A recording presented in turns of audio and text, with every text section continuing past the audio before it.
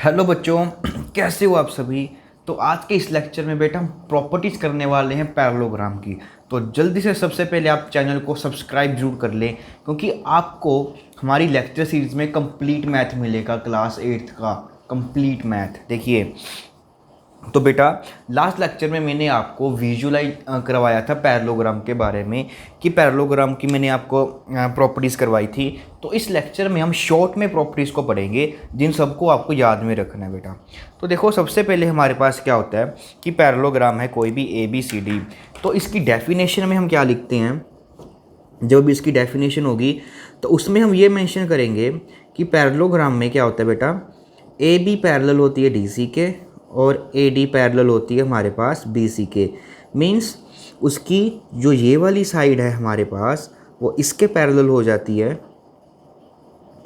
और ये वाली साइड है वो हमारी इसके पैरेलल होती है। तो ये होती है हमारे पास पैरेललोग्राम की डेफिनेशन। तो अब बेटा इसकी प्रॉपर्टीज़ के बारे में पढ़ते हैं। तो सबसे पहली जो प्रॉपर्टीज़ हमारे पास ये आती है कि जब भी हम इसके कोई भी एक डायगोनल को ज्वाइन करते हैं, जैसे कि ये मान लो हमने एक डायगोनल लिया उसका डी बी, और इसको हमने क्या कर लिया, इस तरह से ज्वाइन कर लिया। तो इस डायगोनल ने क्या किया, इस पैरेललोग्राम को दो ट्रायंगल्स में डिवाइड कर दिया। अब ख़ास बात ये होती है कि बेटा जो ये ट्रायंगल होते हैं हमारे पास ए डी बी, जो ये डायगोनल्स होते हैं वो कॉन्ग्रेंट होते हैं। और बेटा आपको यहाँ पे दूसरे वाले ट्रायंगल का नाम कैसे लिखना है, देखो जो ए एंगल है इसकी ऑपोजिट सी है, तो हम ए की ऑपोजिट सी लिखेंगे। अब डी जो बी है वो इंटरचेंज हो जाएंगे, डी की जगह हमारे पास यहाँ पे बी आ जाएगा और बी की जगह यहाँ पे डी आ जाता है। तो ये ट्रायंगल्स क्या होते हैं बेटा, हमारे कॉन्ग्रेंट होती हैं। तो कॉन्ग्रेंसी से हमारे पास सबसे पहली प्रॉपर्टी आती है कि पैरेललोग्राम की ऑपोजिट साइड्स भी क्या हो जाती हैं, इक्वल हो जाती हैं। सबसे पहले हमने पढ़ा था कि इसकी ऑपोजिट साइड, जिस क्वाड्रिलेटरल की ऑपोजिट साइड्स पैरेलल होती हैं उसको क्या बोलते हैं हम, पैरेललोग्राम। और प्रॉपर्टीज़ में क्या आ गया कि सबसे पहली प्रॉपर्टी, इसकी जो ऑपोजिट साइड्स होती हैं वो पैरेलल होती हैं।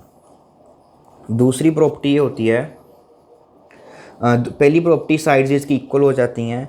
दूसरी ये होती है कि इसके जो ये ऑपोजिट एंगल्स होते हैं हमारे पास वो भी क्या होते हैं, इक्वल होते हैं। मींस ये वाला जो एंगल है हमारे पास वो इस एंगल के इक्वल हो जाएगा, और जो ये वाला पूरा एंगल है हमारे पास वो इस पूरे वाले एंगल के क्या हो जाता है, इक्वल हो जाता है।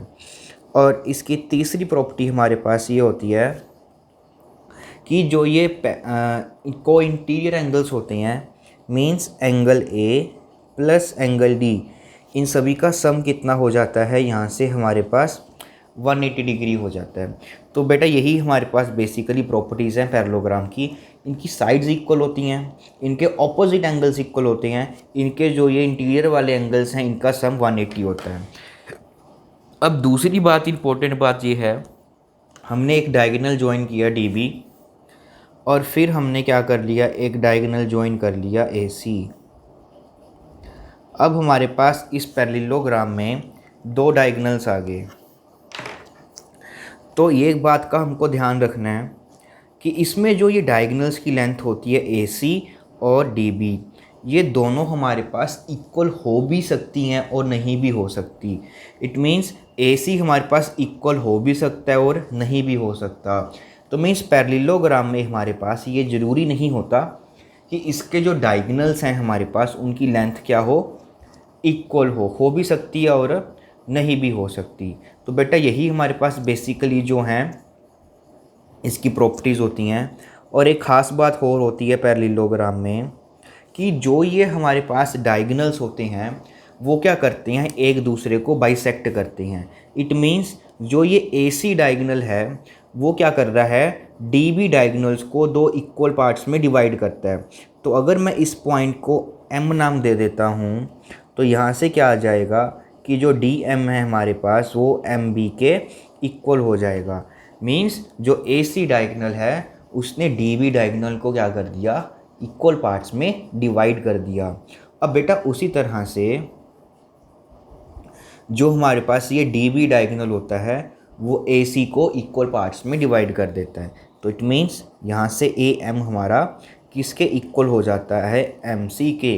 तो बेसिकली बच्चों आपको 10th क्लास तक इन सभी प्रॉपर्टीज़ को रिमेंबर रखना है, ये सभी प्रॉपर्टीज़ आपको ज़रूरत पड़ेगी।